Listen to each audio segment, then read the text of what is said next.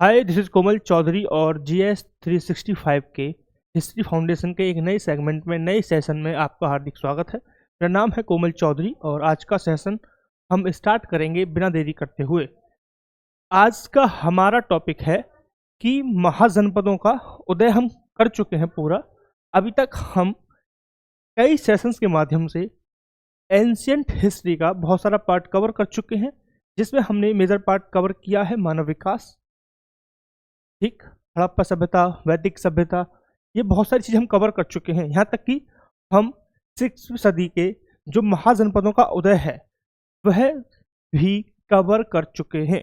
यानी 16 महाजनपदों का हम जिक्र पहले कर चुके हैं, किस तरीके से उनकी स्थापना हुई, किस तरीके से जन से महाजनपद तक का सफर तय हुआ, हमने सारी चीज़ें कवर कर ली हैं। आज का सेशन हमारा बेस्ड रहेगा मगध पर, यानी कि किस तरीके से मगध का उदय हुआ, राइज ऑफ मगध हम आज डिस्कस करने वाले हैं।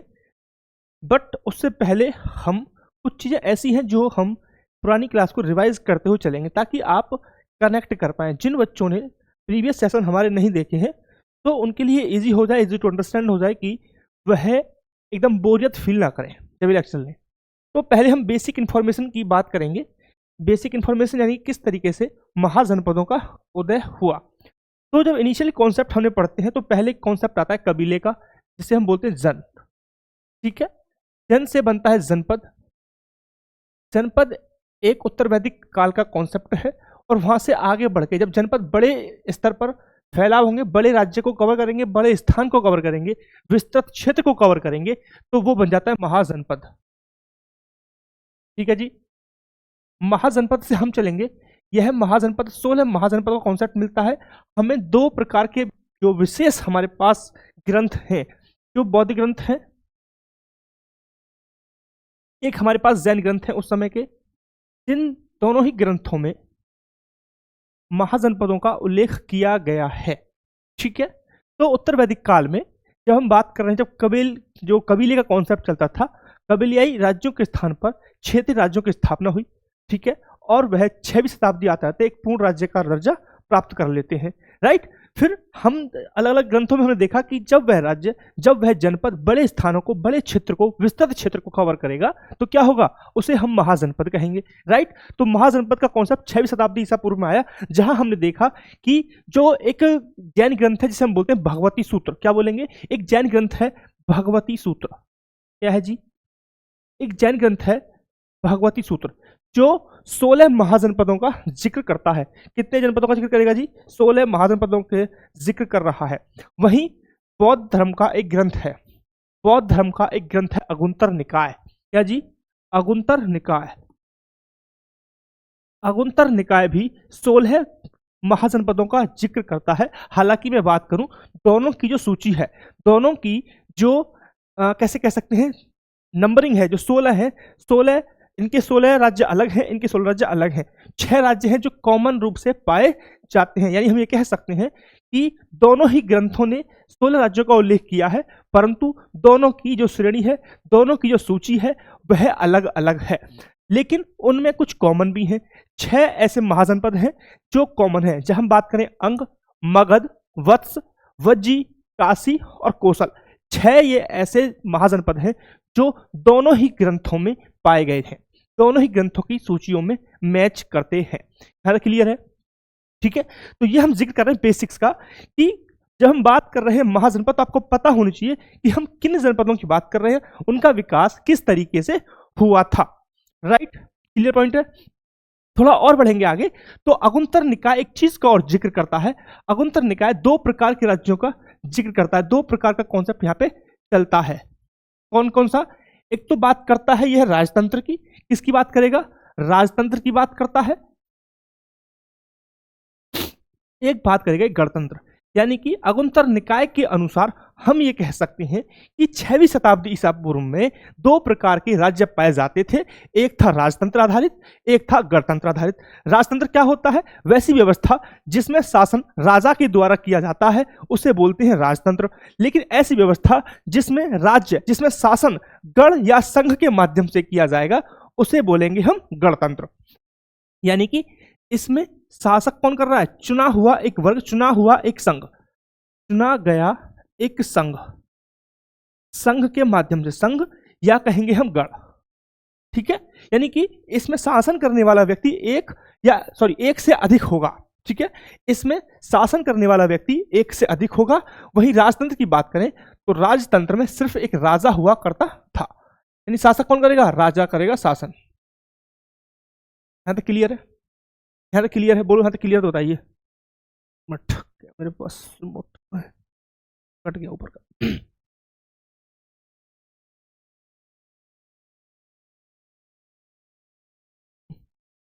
एक मिनट,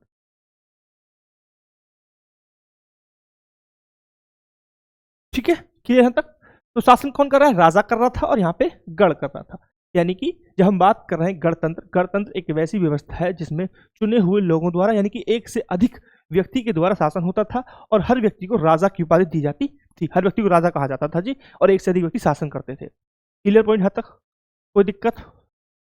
चलें आगे, हम आगे चलें, चलिए, ठीक है। तो ये था हमारा बेसिक कॉन्सेप्ट जो हमें पता होना चाहिए था रिगार्डिंग हमारे जो बेसिक अंडरस्टैंडिंग हमें होनी चाहिए थी, क्योंकि आज का सेशन हमारा इसी से रिलेटेड है। तो अब हम आगे बढ़ेंगे और देखेंगे कि आज के हमारे कौन कौन से इंपॉर्टेंट चीजें हैं। तो सबसे पहले हम जानेंगे कि क्या जानेंगे कि सबसे पहले लास्ट चैप्टर देखेंगे कि प्रादेशिक राज्यों का उदय हुआ था। प्रादेशिक राज्यों का उदय हुआ है, ठीक है। तो कब उदय हुआ है ये देखना हमें, बेसिक इंफॉर्मेशन थोड़ी सी देखेंगे अभी, फिर आगे से हम स्पेसिफिक बात करेंगे आज मगध की। इसकी बात करेंगे हम स्पेसिफिक हम बात करेंगे मगध की कि किस तरीके से मगध का उदय हुआ, कौन कौन से वो फैक्टर थे जिनके कारण मगध एक शक्तिशाली साम्राज्य बनकर निकला। और फिर आगे पूरी डायनेस्टी जो स्टार्ट होगी वो पूरी मगध बेस्ड होगी, और मगध ही एक सेंटर पॉइंट बन जाएगा पूरी शक्ति का, और वहीं के आसपास वहीं उसी के प्रभाव में सारे क्षेत्र और सारे वंशों का हम लगातार जो वंशावली देखते हैं आगे पढ़ने वाले इतिहास में वहीं से स्टार्ट होती है, ठीक है। तो 6ठी शताब्दी ईसा पूर्व में उत्तर प्रदेश और पश्चिमी बिहार में लोहे का प्रयोग बढ़ने लगा था, ठीक है। तो क्या करें, 6ठी शताब्दी ईसा पूर्व में उत्तर प्रदेश और पश्चिम बिहार में लोहे का प्रभाव बढ़ने लगा था। यानी कि लोहा एक इंपॉर्टेंट फैक्टर था, जहां जहां पर लोहे की खदानें थी उस क्षेत्र में लोहे का प्रयोग होगा। लोहे का प्रयोग हमने किया हथियारों में, हमने अलग अलग चीजों में लोहे का प्रयोग इन्होंने किया। तो मगध के उदय होने में एक बहुत इंपॉर्टेंट फैक्टर था लोहे का पाया जाना। तो जो इसकी कैपिटल थी वो उसकी भौगोलिक लोकेशन, और साथ ही साथ रिसोर्सेज के रूप में इसको मिला लोहा और बहुत सारे रिसोर्सेज, और इसका जो क्षेत्र था वह नदियों के पास था। नदियों के पास होने के कारण वह कृषि के रूप में भी क्या था, एक धनवान देश था, धनवान राज्य था, जहां से वो अच्छा खासा कर वसूल करके अपनी सेना को सुगठित या संगठित कर सकते थे इजीली, ठीक है। इसी कारण से ही मगध एक शक्तिशाली साम्राज्य के रूप में निकल कर आया। एक और हम पढ़ते हैं अवंती, जिसकी कैपिटल थी उज्जैन, वहां पर भी लोहे का एक प्रयोग, लोहे की एक खदान मिली, जिस कारण उन्होंने भी लोहे का भरपूर प्रयोग किया। इसी कारण मगध को उज्जैन को जीतने में 100 वर्षों का टाइम लगा था, ठीक है। यानी कि जो जहां जहां लोहा नहीं था उन्हें इजीली मिला लिया गया, राइट, और जहां जहां लोहा था उन्हें इजीली नहीं मिलाया जा सका। इसलिए उज्जैन जैसे देश को मिलाने के लिए मगध को 100 वर्षों तक संघर्ष करना पड़ा।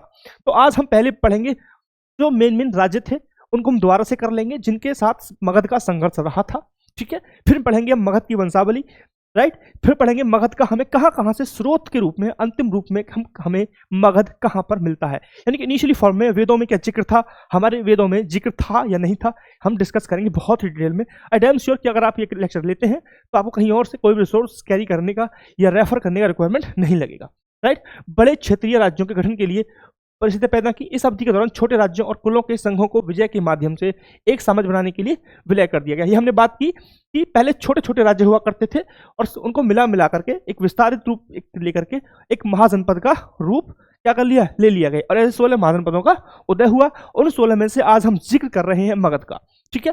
परिणामस्वरूप एक बड़ा राज्य बना जिस पर एक चक्रवर्ती एकरात सम्राट या सर्वोच्च राजा का शासन था। यहाँ पे जिक्र मगध का हो रहा है। नए कृषि उपकरणों और औजारों ने किसानों को उनकी खपत की अपेक्षा कहीं अधिक खाद्यान्न पैदा करने के लिए सक्षम बनाया, ठीक है। यानी कि लोहे का प्रयोग कृषि में भी किया गया, कृषि में किया गया, अधिशेष उत्पन्न हुआ, अधिशेष से टैक्स दिया गया और उसको बाजार में लाया गया, वहां से पैसा इकट्ठा किया उल्टा, और वह सेना के संगठन में एक महत्वपूर्ण कारक के रूप में हमें दिखाई पड़ता है। हमें इस पर होगा वैदिक काल के अंत में कुछ जनपदों का उदय हुआ। हम ये बात पढ़ चुके हैं जब उत्तर वैदिक काल में हमने बहुत सारे जनपदों की बात की, ठीक है। जो हम 16 महाजनपद हम जिन्हें बोल रहे हैं, ठीक है। लगभग 450 ईसा पूर्व पाणिनि ने अफगानिस्तान और दक्षिण पूर्व मध्य इस तक फैले 40 से अधिक जनपदों का उल्लेख किया है। यानी कि ये एक और डाटा है, पाणिनि जी ने क्या किया है, इन्होंने मानना था कि 40 से अधिक जनपद मौजूद थे, ठीक है। हम 16 महाजनपद पढ़ते हैं, लेकिन पाणिनि एक और डाटा देते हैं, ठीक है, जिनके अनुसार क्या कहना है कि 40 से अधिक राज्य हुआ करते थे। नेक्स्ट क्या है, बुद्ध के युग में 16 बड़े राज्य मिलते हैं जिन्हें महाजनपद कहा जाता है। यहां तक आ चुके हैं हम। इसमें मगध, कौशल, वत्स, अवंती शक्तिशाली प्रतीत होते हैं। यह वो चारों वो महाजनपद हैं जो अपने आप में एक शक्तिशाली साम्राज्य के रूप में स्थापित हुए और अंत में मगध ने इनको भी जीतकर अपने आप को महाजनपद या फिर सबसे अधिक सुगठित संगठित किया, ठीक है जी। अब पढ़ेंगे मगध में। मगध की लोकेशन कहाँ पे है? मगध में पटना, गया और शाहबाद के कुछ हिस्से शामिल थे और यह उस समय का अग्रणी राज्य बन गया था। यानी मगध आज में पटना, गया और शाहबाद, इन क्षेत्रों को मिलाकर मगध कहा जाता था प्रारंभ में। इनिशियली फॉर्म में बात हो रही है, बिल्कुल जीरो से हम पढ़ रहे हैं कि मगध स्टार्टिंग में किस फॉर्म में था, ठीक है जी। क्लियर पॉइंट यहां तक? डन, क्लियर पॉइंट है। अभी हम बात करेंगे और चीजों को लेकर की।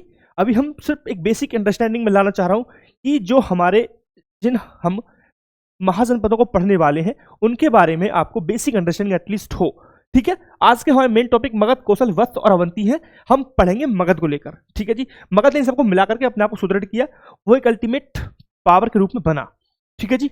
आगे आएंगे, नेक्स्ट देखेंगे। इसकी राजधानी राजगीर थी, जिसे गिरिब्रज और बाद में पाटलिपुत्र भी कहा गया। राजधानी क्या थी? राजगीर थी, ठीक है जी। क्लियर हद तक? तो मगध में हमने दो चीज पढ़ी। मगध की प्रारंभिक लोकेशन थी पटना, गया और शाहबाद। यानी पटना, गया और शाहबाद मिलकर मगध का नाम हम लेते हैं कि इन क्षेत्रों को मिलाकर मगध बना था। मगध की राजधानी हम बात करें तो राजधानी क्या थी? राजगीर थी, जिसे गिरिब्रज और बाद में पाटलिपुत्र भी कहा गया, ठीक है। यह पहले एक पाटली ग्राम था,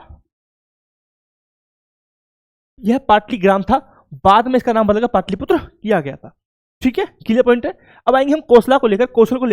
कौशल पूर्वी उत्तर प्रदेश के क्षेत्र का शामिल था और इसकी राजधानी श्रावस्ती थी। क्या थी जी? श्रावस्ती थी। यह वो धनी क्षेत्र है जहां पर लोहा और कृषि प्रचुर मात्रा में होती थी और यह अपने आप को सुदृढ़ और संगठित करते गए थे, ठीक है। बाद में शासकों की महत्वाकांक्षा के कारण युद्ध हुए, संघर्ष हुए और परिणाम स्वरूप मगध एक अल्टीमेट शक्ति निकल के आया था, ठीक है। कौशल में अयोध्या नामक एक महत्वपूर्ण शहर था जो रामायण की कहानी से जुड़ा हुआ है जी, ठीक है। क्लियर? तो अयोध्या कौशल में पड़ता था, आपको याद रखेंगे। नेक्स्ट देखेंगे, नेक्स्ट क्या है? वत्स को पढ़ेंगे। वत्स की लोकेशन क्या है? यमुना के किनारे वत्सों का राज्य था, जिसकी राजधानी क्या थी? इलाहाबाद के निकट कौशाम्बी थी। तो वत्स की राजधानी क्या थी? कौशाम्बी थी। मैं फिर से कह रहा हूं, ये डायरेक्ट क्वेश्चन कभी भी आ जाएगा कि वत्स की राजधानी क्या है, तो कौशाम्बी याद रखेंगे आप। वत्स की राजधानी क्या थी? कौशाम्बी थी, ठीक है। डायरेक्ट क्वेश्चन कभी कभी आ जाएगा। वत्स कुरु वंश के लोग थे जो हस्तिनापुर से कौशाम्बी में आकर बस गए थे। कौशाम्बी को इसलिए चुना गया क्योंकि यह गंगा और यमुना के संगम पर स्थित है।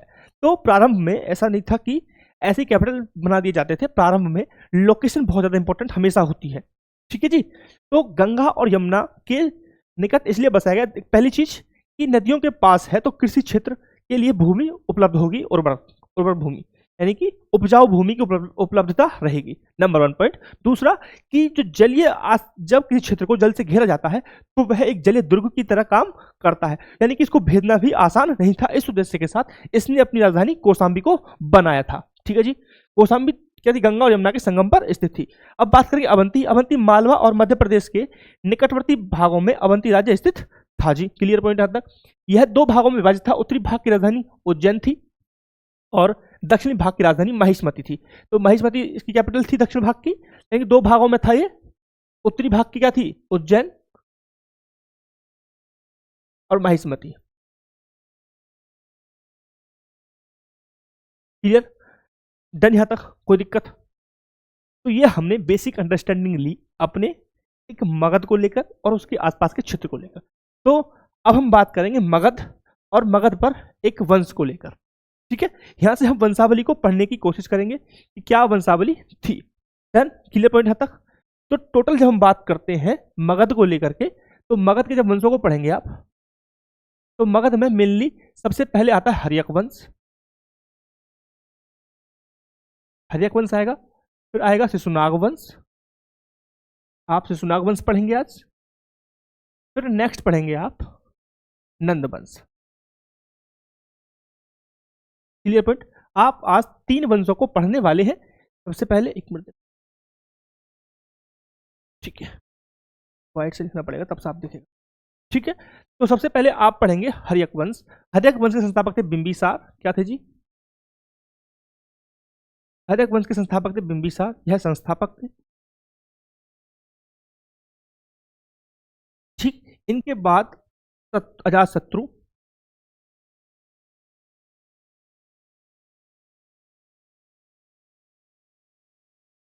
अजातशत्रु आए जिनके पास। फिर इनके पुत्र उदयन, उदयन के 3 पुत्र थे, अनिरुद्ध, मुंडक और नागदासक।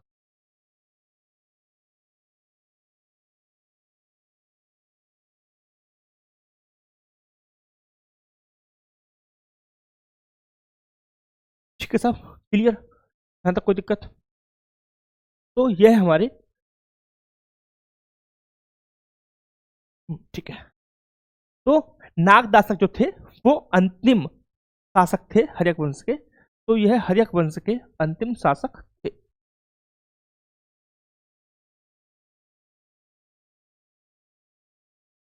ठीक है? इनकी इनको जनता के द्वारा चुना गया था, शिशुनाग जी को। तो सबसे पहले शासक थे शिशुनाग वंश, शिशुनाग जी, और यह संस्थापक थे।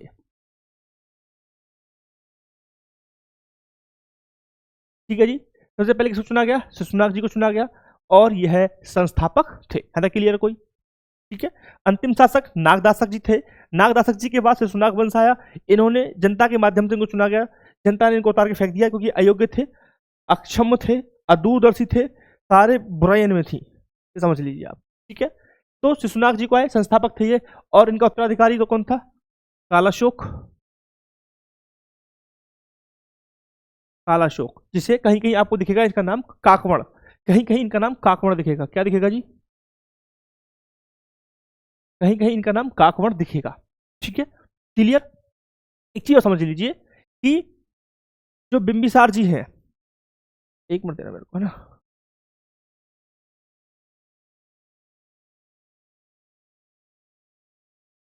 ठीक है। तो जो बिंबिसार जी हैं, बिंबिसार,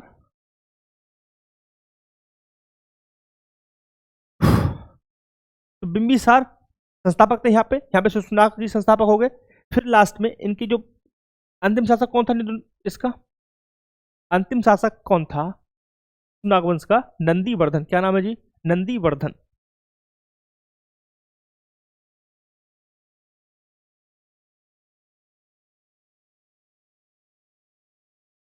नंदीवर्धन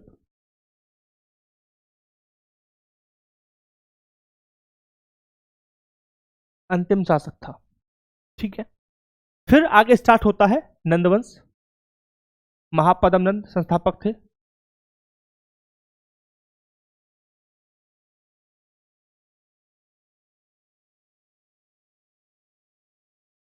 महापदम नंद संस्थापक थे जी।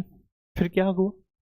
इनके 8 पुत्रों ने मिलकर शासन किया, और अंतिम शासक था घनानंद। क्या था जी? कहीं पे इसको धनानंद बोलते हैं, कहीं घनानंद मिलेगा, तो आप बस अपना एग्जाम के पॉइंट ऑफ व्यू समझ लीजिए, धनानंद समझो कुछ भी समझो। अंतिम शासक, हम इनके बारे में डिटेल में पढ़ने वाले हैं अब। ठीक है, क्लियर। घनानंद अंतिम शासक था, यह भी अंतिम था। और दूसरा पॉइंट, इसी के शासनकाल में सिकंदर ने भारत पर आक्रमण किया था। इसी के शासनकाल में हाइस्पिडीज का युद्ध, जो 326 ईसा पूर्व में पोरस के राजा के साथ हुआ था, ठीक है, वो इसी शासनकाल में हुआ था। डन, कोई दिक्कत परेशानी यहाँ तक? दिक्कत कैसे? कोई दिक्कत? दोबारा सुन लीजिए। आज हम पढ़ेंगे मगध के बारे में। मगध में हम आज 3 वंशों को कवर करेंगे। मगध क्या है? एक स्थान है। कौन कौन सा जी? पटना, गया और शाहबाद। इन क्षेत्रों से मिलकर बना, बाद में अन्य क्षेत्रों को एक साथ जोड़ा गया। ठीक है, कैसे कैसे जोड़ा गया उनको हम जिक्र अभी करने वाले हैं। राइट। तो सबसे पहले पढ़ेंगे हर्यक वंश के बारे में, संस्थापक बिंबिसार, फिर अजातशत्रु, फिर उदयन, उदयन के 3 बेटे, अनिरुद्ध, मुंडक, फर्स्ट इनको रैंक सेकंड और थर्ड। तीनों ने ही शासन किया है इसी क्रम में। पहले अनिरुद्ध शासक बने, फिर मुंडक और फिर नागदासक अंतिम शासक के रूप में इनको चुना गया था। ठीक है, फिर सुनाक जी आए, संस्थापक कालाशोक, और अंतिम शासक नंदीवर्धन थे। राइट, फिर नंदवंश को पढ़ेंगे। संस्थापक कौन थे? महापद्म नंद संस्थापक थे, ये संस्थापक थे। राइट, और धनानंद अंतिम शासक के रूप में इन्होंने कार्य किया। इन्हीं के शासनकाल में सिकंदर ने आक्रमण किया था। इसी शासनकाल में 326 ईसा पूर्व में क्या हुआ था? हाइस्पीडीज का युद्ध हुआ था, जो पोरस के राजा के साथ हुआ था। हालांकि पोरस जी हार गए तो एक अलग विषय है, यहाँ पे मैं थोड़ा डिस्कस करना नहीं चाहता हूँ। ठीक है जी, क्लियर पॉइंट है, डन। तो एक चीज और लिख सकते हैं आप कि हर्यक जो था वो बौद्ध धर्म समर्थक था, बौद्ध धर्म समर्थक, बौद्ध धर्म का समर्थक था। और ये जो जैन धर्म, ये जो थे जैन धर्म समर्थक थे, जैन धर्म समर्थक, ये जैन धर्म समर्थक थे। क्लियर यहां तक? कोई दिक्कत परेशानी? क्लियर? चले आगे, चलिए नेक्स्ट देखेंगे हम। नेक्स्ट टॉपिक हमारा आने वाला है मगध का उत्कर्ष। मगध का उत्कर्ष यानी कि हम पढ़ेंगे मगध के बारे में। मगध की डिटेलिंग थोड़ी सी कर लेते हैं। आप दिख रहा है ना भाई ये वाला कलर? ठीक है, दिख रहा है। ठीक है, तो हम डिटेलिंग करेंगे मगध को लेकर, मगध का उत्कर्ष। सबसे पहले मेरे को इस चीज में मैं आपको बताना चाहूंगा कि मगध का जो उल्लेख मिलता है, सर्वप्रथम उल्लेख, सर्वप्रथम उल्लेख कहाँ मिलता है जी? अथर्ववेद में मिलता है। कहाँ मिलता है? अथर्ववेद में मिलता है। तो सर्वप्रथम उल्लेख मिलता है अथर्ववेद में। अगर मैं बात करूं ऋग्वेद को लेकर, थोड़ा और हम आगे चलें, डिटेल में जाएं, तो ऋग्वेद में मगध का उल्लेख नहीं मिलता है, परंतु मगध का उल्लेख नहीं मिलता है, परंतु एक कीकट, कीकट जाति का उल्लेख मिलता है। किसका मिलता है? कीकट जाति का उल्लेख मिलता है, कीकट जाति का उल्लेख मिलता है। ठीक है जी, यहां तक क्लियर है बात? यहां तक क्लियर है? दोबारा से सुन लो, मगध का सर्वप्रथम उल्लेख अथर्ववेद में मिलता है। ठीक है, ऋग्वेद में इसका उल्लेख नहीं मिलता है, परंतु एक कीकट जनजाति का, कीकट प्रजाति, कीकट जाति लिख लो, जनजाति नहीं कहेंगे, सॉरी, कीकट जाति का उल्लेख मिलता है। ठीक है, इसके जो शासक है उसका उल्लेख मिलता है, और इसका शासक था प्रमंद। क्या जी? शासक कौन था? शासक था प्रमंद। शासक क्या था? प्रमंद नाम का शासक के का उल्लेख मिलता है, और इसकी पहचान, इसकी पहचान मगध के रूप में की गई है। किसके रूप में जी? मगध के रूप में इसको पहचाना गया है, मगध के रूप में पहचान। ठीक है, क्लियर पॉइंट? यहां तक कोई दिक्कत? यहां तक कोई दिक्कत है तो बताइए। मगध के रूप में इसकी पहचान यहां पे हमें मिलती है देखने को। क्लियर? डन? यहां तक दिक्कत? अगर कुछ समझ में नहीं आया है तो बता दीजिए मुझे, हम दोबारा से रिपीट कर लेंगे। Do comment in the comment section if you are not still understand this topic. I will revise all the things which have been covered till now. Comment कीजिए. I am still waiting for this.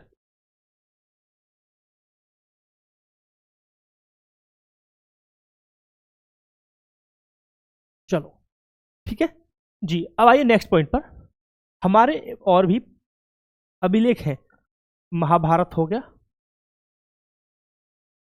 Ramayan हो गया, इन पुराणों में भी क्या मगध का उल्लेख मिलता है भाई? बताइए, सॉरी पुराण लिखना था, महाभारत और पुराण। बताइए, महाभारत और पुराणों में भी, महाभारत और पुराणों में भी मगध का उल्लेख मिलता है।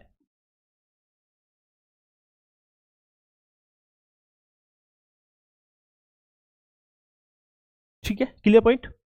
मतलब क्लियर? ठीक, इनमें किस तरीके से उल्लेख मिलता है? महाभारत और पुराणों में एक अलग, एक नए, एक वंश की बात की गई है जिसे बोलते हैं वैद्रथ वंश। यानी कि इनमें एक वंश की बात की गई है, एक वंश है बृहद्रथ वंश।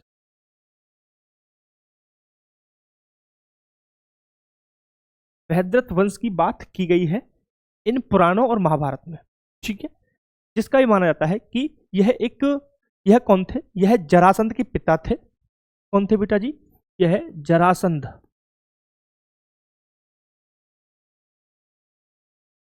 जरासंध के पिता थे और कौन थे?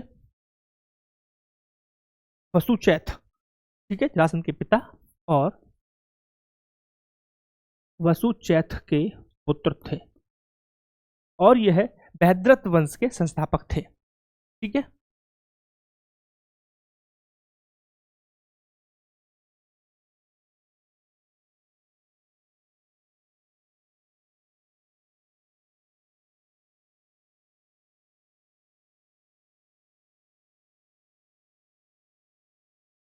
अब ठीक है, तो जरासंध कौन थे?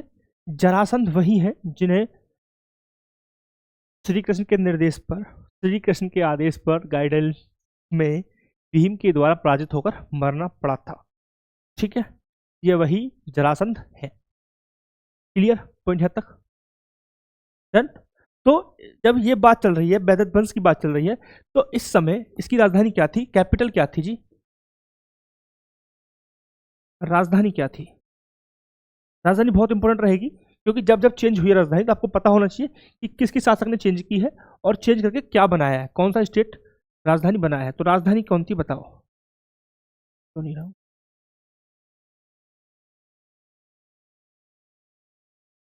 कौन से स्थान को राजधानी बनाया गया था प्रारंभ में, जब हम बात कर रहे हैं वैदरथ वंश की? तो वैदरथ वंश की जब वैदरथ वंश था, मगध पर शासन कर रहा था, तो उन्होंने वसुमती, क्या राजधानी बनाई थी? वसुमती।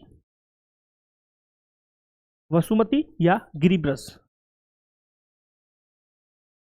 वसुमती या गिरिब्रज को राजधानी बनाया गया था, ठीक है। क्लियर? इस वंश का एक और थोड़ी सी चीज समझ लीजिए, इस वंश का अंतिम शासक कौन था? इस वंश का अंतिम शासक कौन था?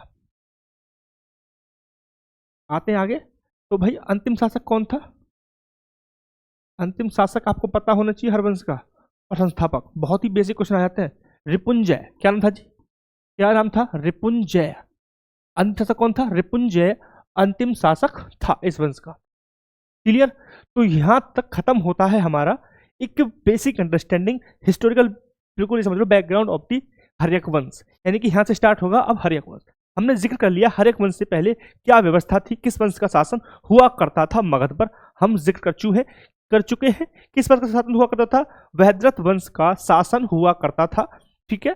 और अंतिम शासक था रिपुंजय। इसके बाद एक नए वंश का उदय हुआ जिसे बोलते हैं हम हर्यक वंश, ठीक है जी। क्लियर पॉइंट है? जिसे बोलते हैं हम हर्यक वंश। तो यहां से आता है हमारा हर्यक वंश का कॉन्सेप्ट निकल के, जो अब हम पढ़ने वाले हैं, ठीक है। तो हर्यक वंश के संस्थापक कौन थे? बिंबिसार। बिंबिसार कौन थे? संस्थापक थे, पढ़ चुके हैं हम, ठीक है। 6ठी शताब्दी ईसा पूर्व में भारत का राजनीतिक इतिहास इन राज्यों के बीच वर्चस्व के संघर्षों का इतिहास रहा। मैंने पहले क्या बताया कि ये प्रमुख 4 राज्य थे और आपस में संघर्षों के कारण एक दूसरे को इन्होंने आपस में मर्ज किया, मिलाया, ठीक है साहब। क्लियर?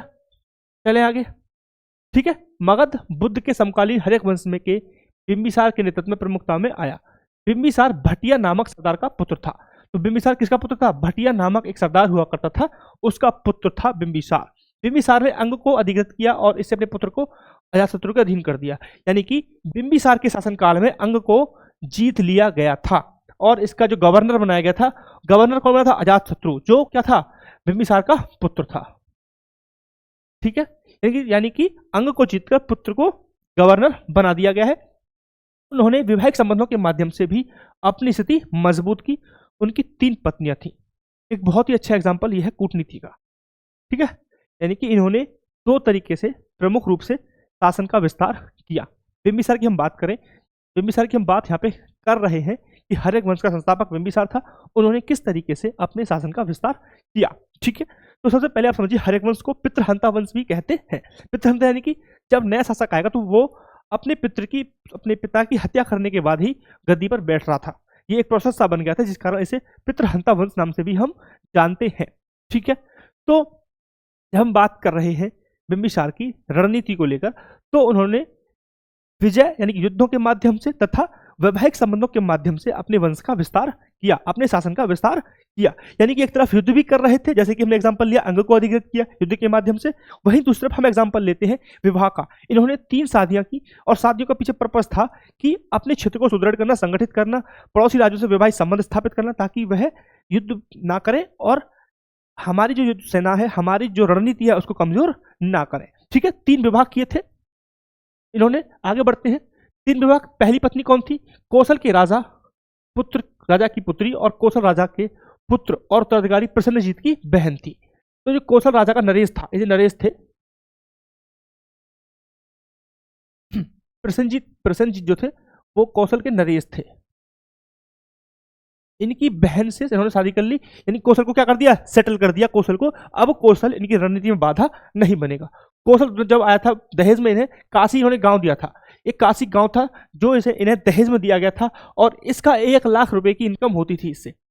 ठीक है, 1 लाख का राजस्व प्राप्त होता था, जिससे पता चलता है कि राजस्व सिक्कों के रूप में एकत्रित किया जाता था। इस विवाह से कौशल की शत्रुता समाप्त हो गई और बिंबिसार को अन्य राज्यों के साथ व्यवहार करने में पूरी छूट मिल गई। यानी कि कौशल को अब सेटल कर दिया था, कौशल इनकी रणनीति का हिस्सा नहीं था, अब वो इन्हें कमजोर करने की नहीं सोच रहा था। ठीक है, तो एक को सेटल कर दिया। अब बात आती है दूसरी की। दूसरी पत्नी कौन थी? चेलना थी, जो वैशाली लिच्छवी की राजकुमारी थी। लिच्छवी की राजकुमारी वैशाली, वैशाली कैपिटल है ना, तो पत्नी चेलना थी। अब क्या किया इन्होंने? लिच्छवी को भी सेटल यहाँ पे कर दिया, जिनकी जो आगे चल के अजातशत्रु को जन्म देती है और यह नेक्स्ट शासक बनता है। ठीक है, तीसरी पत्नी कौन थी? पंजाब के मंद्र वंश के प्रमुख की पुत्री थी। विभिन्न राजसी परिवारों के साथ विवाह संबंधों ने अपार कूटनीतिक प्रतिष्ठा प्रदान की और मगध के पश्चिम और उत्तर की ओर विस्तार का मार्ग प्रशस्त कर दिया। यानी कि 3 शादी की रणनीतिक रूप से, ताकि वह उनकी रणनीति को कमजोर ना कर पाए। ठीक है, इसी उद्देश्य का इन्होंने शादी की। इन्होंने क्या किया? जो अवंती था, अवंती जी को एक, अवंती नरेश जो थे चंड प्रद्योत, अवंती नरेश का नाम चंड प्रद्योत था। उनको एक बीमारी हो गई थी पीलिया, जिसे पांडु के नाम से आप जानते हैं। ठीक है, उन्होंने क्या किया? इन्होंने मित्र संबंध स्थापित करते हुए अपने जो राज्य वैद्य था जीवक जी को भेजा, ताकि एक ऐसा होता है ना, बीमारी में आपने डॉक्टर को भेज दिया तो कहीं ना कहीं सामने वाले के अंदर सॉफ्ट कॉर्नर बन जाता है। उसी का प्रयोग इन्होंने यहाँ पे किया कूटनीति का। ठीक है, बिंबिसार ने अंगदेश के साथ ब्रह्मदत्त को पराजित कर दिया और उसे अपने में मिला लिया। यानी कि जब अंग को मिलाया था तब यहाँ पे शासक कौन था? ब्रह्मदत्त था। शासक कौन था यहाँ पे? ब्रह्मदत्त था। अंग देश का शासक ब्रह्मदत्त था। क्लियर है पॉइंट? तो हमने यहाँ पे एक चीज समझ में आया हमें कि बिंबिसार ने सॉरी, तो यहाँ पे लिखा हुआ है वैसे तो वो मगध का सबसे बड़ा प्रतिनिधि अवंती था, जिसकी राजधानी उज्जैन थी। इसे राजा चंड प्रद्योत महासेन ने बिंबिसार से युद्ध किया और लेकिन अंततः मगध को विजय प्राप्त हुई। ठीक है, बिंबिसार ने 6ठी शताब्दी ईसा पूर्व मगध को एक प्रमुख राज्य बनाया। कहा जाता है कि उनके राज्य में 80,000 गांव शामिल थे। यानी कि बिंबिसार ने 6ठी शताब्दी ईसा पूर्व मगध को इतना बड़ा कर दिया था कि उस मगध अकेले महाजनपद में 80,000 गांव शामिल थे। उनके राज दरबारी कवि कौन थे? दरबारी चिकित्सक कौन थे? जीवक थे। मैंने आपको बताया जिन्हें भेजा गया था अवंती नरेश चंड प्रद्योत की हेल्थ के ठीक करने के लिए। ठीक है, फिर भी उनसे युद्ध ही हुआ, परंतु बाद में मगध को ही विजय प्राप्त हुई। ठीक है, यानी कि अब अवंती को भी सेटल यहाँ पे कर दिया है। कहाँ गया? अवंती सेटल हो गया। ठीक है, लिच्छवी सेटल था और 3 विवाहों से वो सेटल कर ही चुके हैं पहले उनको। ठीक है, जैन परंपराओं के अनुसार वह जैन धर्म के भक्त थे। क्लियर? बिंबिसार के बारे में हम बात कर रहे हैं कि जैन परंपराओं के अनुसार वह जैन धर्म के भक्त थे। क्लियर? यहाँ तक क्लियर? इसके अलावा उन्होंने बुद्ध से मुलाकात की थी और ज्ञान प्राप्ति के पहले, यानी कि ज्ञान प्राप्ति से पहले वह बुद्ध से भी मिले थे। ठीक, जैन परंपराओं को ऐसा माना जाता है कि वह क्या थे? जैन धर्म के संस्थापक थे, मानने वाले। बट ये माना जाता है कि यह जैन और बौद्ध दोनों के ही पोषक थे। इन्हें राजगृह नामक एक नए नगर को स्थापित किया था। यानी कि क्वेश्चन अगर ये आता है राजगृह को किसने स्थापित किया था? राजगृह की स्थापना बिंबिसार ने की थी।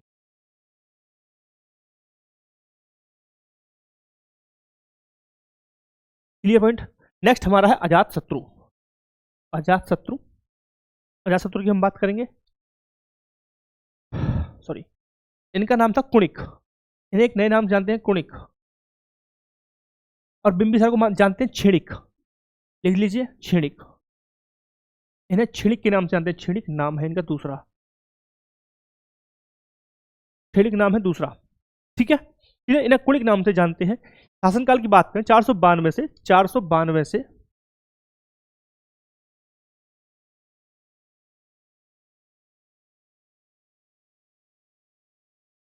शासनकाल की बात करें तो 492 ईसा पूर्व से 460 ईसा पूर्व तक माना जाता है।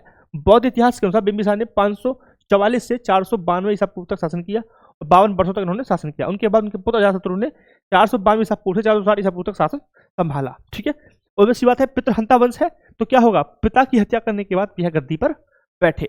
अजातशत्रु का सबसे पहले कौशल नरेश से इनकी क्या हुआ, युद्ध हुआ प्रसेनजीत से, ठीक है। जो इनकी एक माता जी थी, युद्ध इस बात को लेकर हुआ था कि माता के उनकी जो पत्नी थी,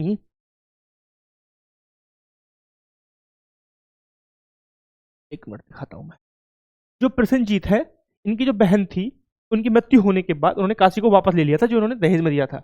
इसी को लेकर युद्ध हो गया था, ठीक है। इसी को लेकर अजातशत्रु का युद्ध हो गया था प्रसेनजीत से। पहले तो लग रहा था कि प्रसेनजीत जीत जाएंगे, परंतु बाद में दोनों में समझौता हो गया और प्रसेनजीत ने अपनी पुत्री वाजिरा का विवाह अजातशत्रु से कर दिया, यानी कि इन्होंने भी विवाह यहाँ पे कर दिया, ठीक है। यहाँ पे लिखा हुआ, कहीं लिखा हुआ ये रहा।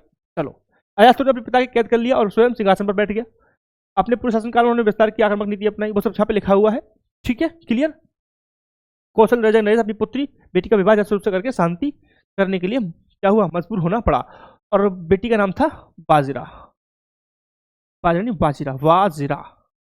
तो यहाँ पे प्रसेनजीत की जो बेटी थी, प्रसेनजीत बेटी से विवाह, और नाम था वाजिरा, क्लियर पर तक, ठीक है। इस युद्ध ने लक्ष्मी वंश की स्वतंत्रता को समाप्त कर दिया, क्योंकि विजय किसकी हुई थी, अजातशत्रु की विजय हुई थी, ठीक है, क्लियर यहां तक। तो जब हम बात करें अजातशत्रु ने लिच्छवी गणतंत्र की राजधानी वैशाली को जीता और मगध साम्राज्य का हिस्सा बना लिया। सबसे इंपॉर्टेंट चीज यही है कि अजातशत्रु के शासनकाल में लिच्छवी गणराज्य को मगध में मिलाया गया। इस प्रकार काशी और वैशाली दोनों को मिला लिया गया, क्योंकि काशी को लेकर तो युद्ध ही हुआ था, है ना, क्योंकि काशी को वापस ले लिया था उन्होंने, जो दहेज में मिला था इसके पापा जी को। वैसा थोड़ी होता है कि पापा को दहेज मिल गया तो बेटा अब पापा जी नहीं दे तो हमारी गाड़ी वापस दो, ऐसा नहीं होता है ना भाई। तो इसी को लेकर युद्ध हो गया, ठीक है, क्लियर। इसके बारे में कहा जाता है कि इन्होंने राजगृह में स्तूपों का निर्माण कराया था। इसके शासन काल में ही राजगृह में सप्तशृंगी गुफा में प्रथम बौद्ध संगति हुई, ठीक है। लिखा हुआ है कहीं, ऐसा नहीं लिखा हुआ, ठीक है। तो इसी के शासन काल में प्रथम बौद्ध संगति हुई,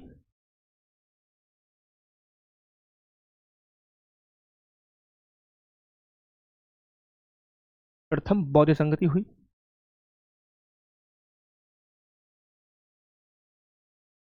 राजगृह में,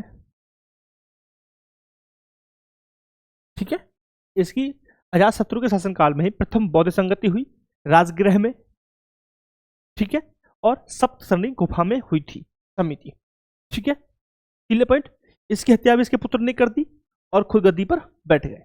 तब तो बोल रहा हूं, पितृहंता, पितृ की हत्या करने के बाद ही सब बैठे जा रहे हैं।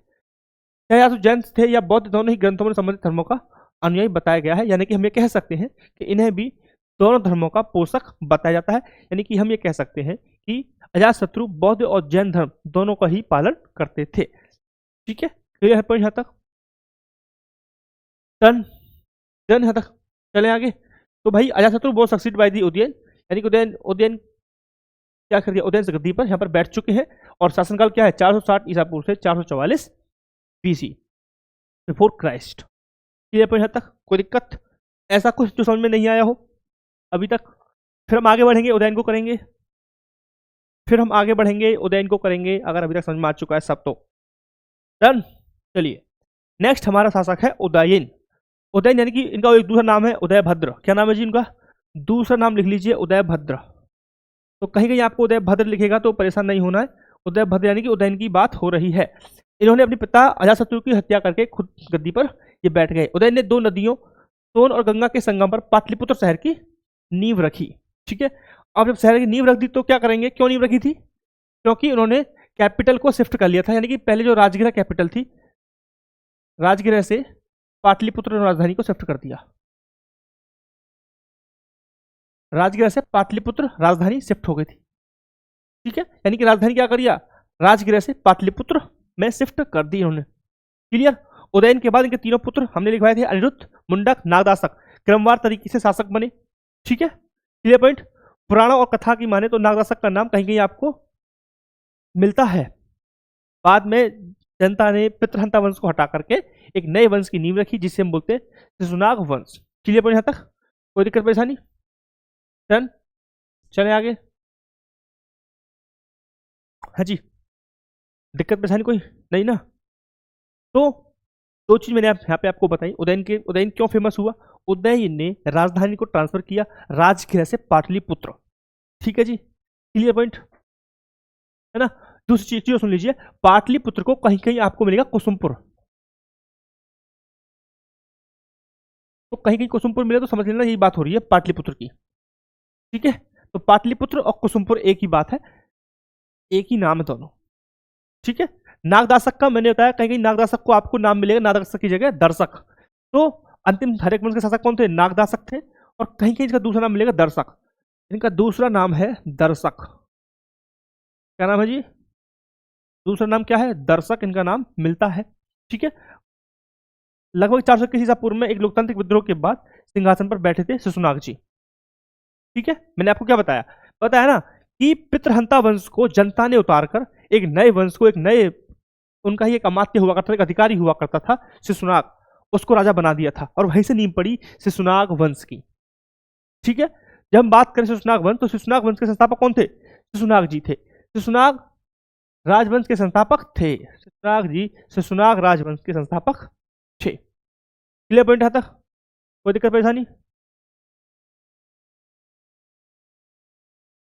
एक मिनट,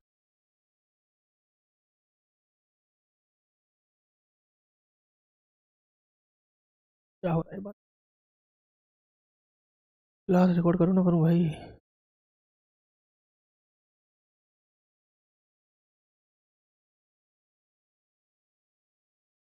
ठीक है, डन। अब हम पढ़ेंगे शिशुनाग जी के बारे में। शिशुनाग का कार्यकाल कहाँ से स्टार्ट हुआ है, 412 ईसा पूर्व से 394। तो क्या लिखेंगे आप, 412 ईसा पूर्व से 394 ईसा पूर्व, ठीक है। यहाँ से कार्यकाल का स्टार्ट हुआ, जिक्र हम कर चुके हैं पूरा, ठीक है। लेकिन इन्होंने, इनकी सबसे बड़ी सफलता क्या थी, क्या इनका मेन पॉइंट था, चलो पहले पढ़ लेते हैं। दूसरा का सबसे बड़ी सफलता थी कि अवंती का विनाश इन्होंने किया था, अवंती को मगध में मिला लिया था, अवंती को इन्होंने ही जीता था, ठीक है। अवंती को इन्होंने जीता और राजधानी वापस से इन्होंने क्या की, वैशाली बना ली थी। इन्होंने अपनी राजधानी क्या बनाई थी, वैशाली कैपिटल शिफ्ट कर दी थी, ठीक है। 100 साल लग गए थे इनको जीतने में, ठीक है। क्लियर है, तो लिखा हुआ नहीं है।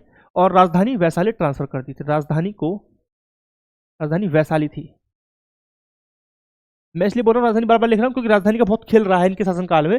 जब भी कोई राजा आ रहा है वो राजधानी आकर बदल देता है ना। ये खेल चल रहा है, मतलब कैपिटल शिफ्ट करने का, ठीक है। क्लियर।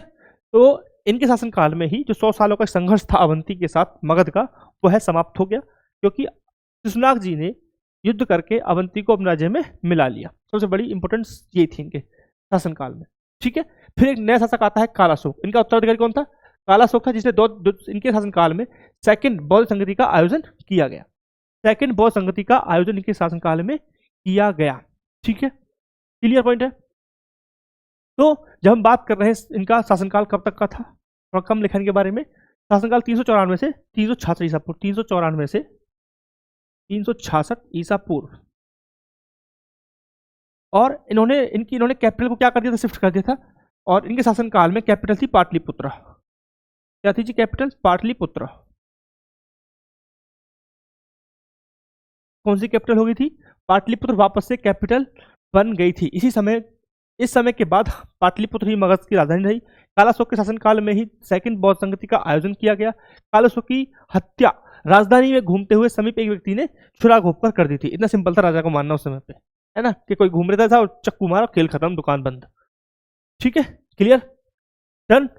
मेरा क्वेश्चन यहाँ पे सिंपल सा ये है कि सेकंड बौद्ध संस्कृति कहाँ पे हुई थी, आप ये मुझे बताएंगे आंसर कमेंट करके, ठीक है। तो मैंने ये आपके लिए छोड़ दिया है। नेक्स्ट हमारा क्या है, नंदवंश आएगा। 50 वर्ष शासन किया। शिशुनाग के बाद नंदवंश शासक में आए जो मगध के सबसे शक्तिशाली शासक साबित हुए, ठीक है जी। सबसे अधिक शक्तिशाली शासक ये हुए, इनका माना जाता है ये, क्लियर। चलो आगे बढ़ते हैं। भारतीय और ग्रीक रोमन दोनों ही परंपराओं में राजवंश के संस्थापक को निम्न कुल का बताया गया है, यानी कि निम्न कुल यानी कि छोटे कुल का ये माना गया है कि छोटे कुल का शासक था। कौन सा कुल था, तो परंपराओं के अनुसार प्रथम नंद राजा एक नाई के पुत्र का बेटा था, नाई का पुत्र था, ठीक है, क्लियर। यानी कि नाई थे महापद्म नंद जी। बौद्ध और जैन पौराणिक सभी परंपराओं में कहा गया है कि 9 नंद राजा थे। नंद की राजधानी मगध के क्षेत्र में पाटलिपुत्र यानी वर्तमान पटना में स्थित थी। यानी नंद के समय जो कैपिटल थी वो पाटलिपुत्र ही रही, यानी कि इन्होंने कैपिटल चेंज नहीं की, इन्होंने कैपिटल चेंज नहीं की। नंदों ने कलिंग पर विजय प्राप्त करके मगध शक्तिशाली विस्तार किया, यानी कि नंदों ने कलिंग को कब्जे में कर लिया। कलिंग का मर्जर हुआ यहाँ पे, मर्ज इन मगधा, ठीक है जी, क्लियर पॉइंट। तो जो कलिंग है उसको मर्ज किसने किया, नंदों ने किया। यहाँ तक आ जाइए, आगे देखेंगे आगे क्या है। ऐसा प्रतीत होता है कि नंद साम्राज्य पश्चिम में वर्तमान पंजाब से लेकर पूर्व में उड़ीसा तक फैला हुआ था। प्रथम नंद शासक महापद्म नंद जी थे, जिन्हें हम बोलते संस्थापक, यह संस्थापक थे। तो ये तो हो गया जी किसके बारे में, नंदवंश के बारे में। अब पढ़ेंगे हम महापद्म नंद जी के बारे में। इस शासक ने दावा किया कि वह एकरात है, अर्थात वह एकमात्र शासक है जिसने अन्य सभी शासक राजकुमारों को नष्ट कर दिया। महापद्म नंद के बाद उनके 8 पुत्रों ने शासन किया और वे सभी मिलकर नवनंद कहलाए, ठीक है जी, 11 नवनंद कहलाए। उड़ीसा में भुवनेश्वर कुमार के पास उदयगिरी से हाथी गुम्फा के नाम से जाना जाने वाला एक विशाल शिलालेख है। भारत में कलिंग के तत्कालीन सम्राट खारवेल द्वारा अंकित किया गया था, ठीक। 11 था, तो समझ में भी आ रहा है क्या हो रहा है, सिंपल सी बात है। यहाँ पे हाथी गुम्फा विलेख की बात की गई है, जहां जिस पर जिक्र है कलिंग की विजय का, ठीक है, खारवेल की हार का, उस सबका जिक्र यहाँ पे किया गया है, ठीक है। वो यहाँ पे डिस्कस किया गया है इस अभिलेख में, जो कहाँ में, उड़ीसा के भुवनेश्वर के पार स्थित है। डन, कोई दिक्कत यहाँ तक। और ये कहा गया है कि महापद्म नंद के बाद कुल नंद वंश में कुल 9 राजा हुए और 9 मिलकर क्या उनके कहलाए, नवनंद कहलाए। जैसे कि फर्स्ट उग्रसेन, उग्रसेन को महानंदन बोला गया, जिसकी हम बात करें वो उग्रसेन था, ठीक है। उग्रसेन, पांडुगति, भूताल, राष्ट्रपाल, गोविशक, कसिद्धक, कैवर्थ और धनानंद। धनानंद जो थे वो अंतिम शासक थे, ठीक है। विशालता ये थी कि जब विशालता इस प्रकार से समझिए कि इसके शासनकाल में इतनी बड़ी सेना थी इसके पास कि सिकंदर के सैनिकों ने आगे बढ़ने से मना कर दिया था कि भारत के एक मध्य में ऐसी शक्ति विराजमान है जो हमें नष्ट कर देगी, इसलिए हम आगे अब युद्ध नहीं कर रहे हैं, ठीक है। इतनी विशालता थी इनकी सेना, राइट। आप देख भी सकते हैं यहाँ पे आंकड़े लिखे हुए हैं कि 2 लाख पैदल सेना थी, 60,000 घुड़सवार थे, 3 से 6,000 युद्ध हाथी थे। इतनी बड़ी सेना थी इनके पास, ठीक है, क्लियर। इतनी बड़ी सेना को केवल प्रभावी कराधान प्रणाली के माध्यम से ही बनाए रखा जा सकता था। इस पर इन कारणों से सिकंदर को नंदों के विरुद्ध आगे बढ़ने से रोक दिया। बाद में नंद कमजोर हो गए और लोकप्रिय हुए। मगध में अनेक शासन का स्थान मौर्य वंश ने ले लिया, जिसके अधीन मगध साम्राज्य गौरव के शिखर पर पहुंचा। नंद वंश का अंतिम शासक घनानंद था, जिसकी मृत्यु 321 ईसा पूर्व में हुई। क्लियर पॉइंट यहाँ तक, क्लियर पॉइंट यहाँ तक, कोई दिक्कत? हाँ जी, कोई दिक्कत यहाँ तक, समझ में आ गया? नंदवंश क्लियर है, नंदवंश क्लियर है ना?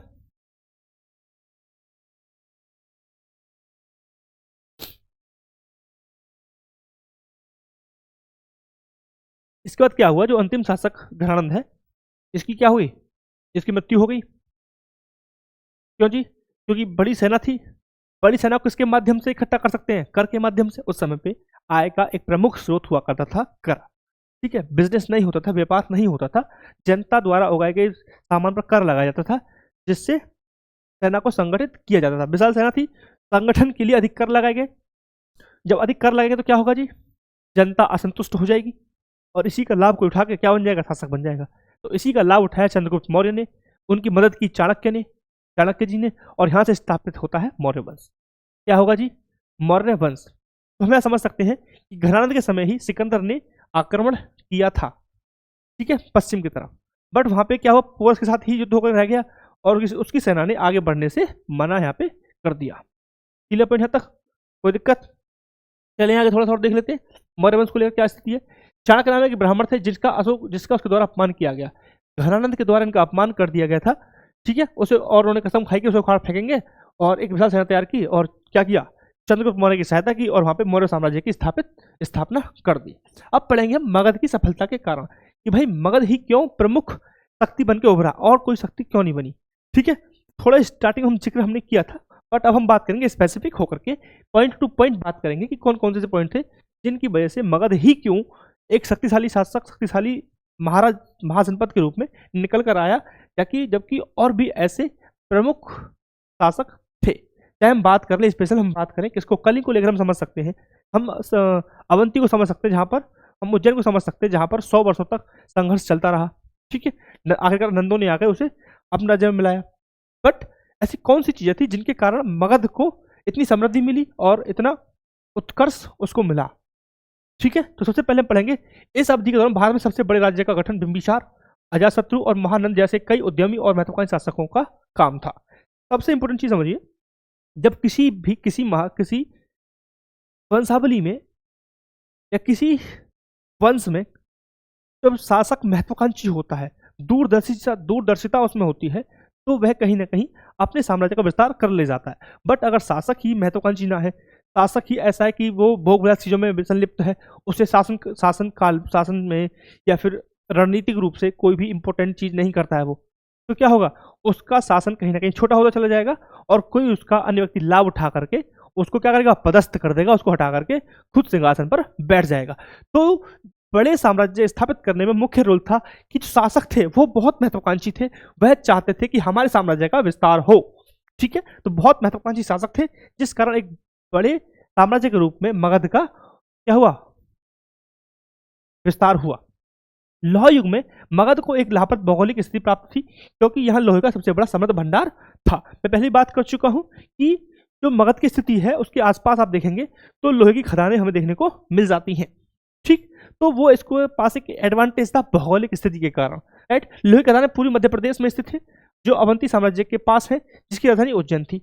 मैंने क्या बताया, श्रावस्ती थी, इसके पास भी खदानें थी। इसी कारण उज्जैन को जीतने में श्रावस्ती को, जो अवंती को जीतने में 100 वर्षों का संघर्ष लगा मगध को, तब जाके अल्टीमेट वो उसको जीत पाया था, ठीक है।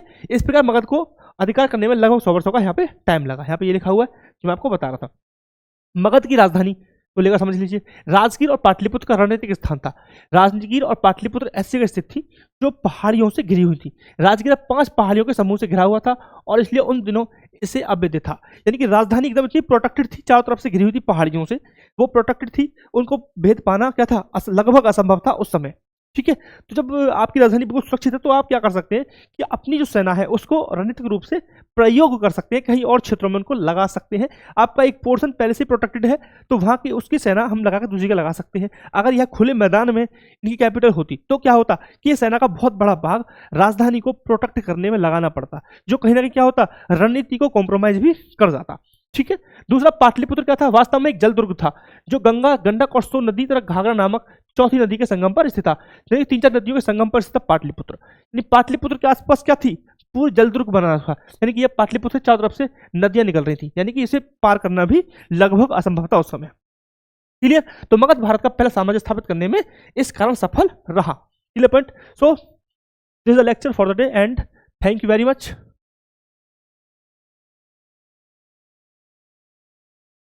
Thank you for the day, and if you're liking the video, don't forget to share, subscribe and like the channel. Thank you very much.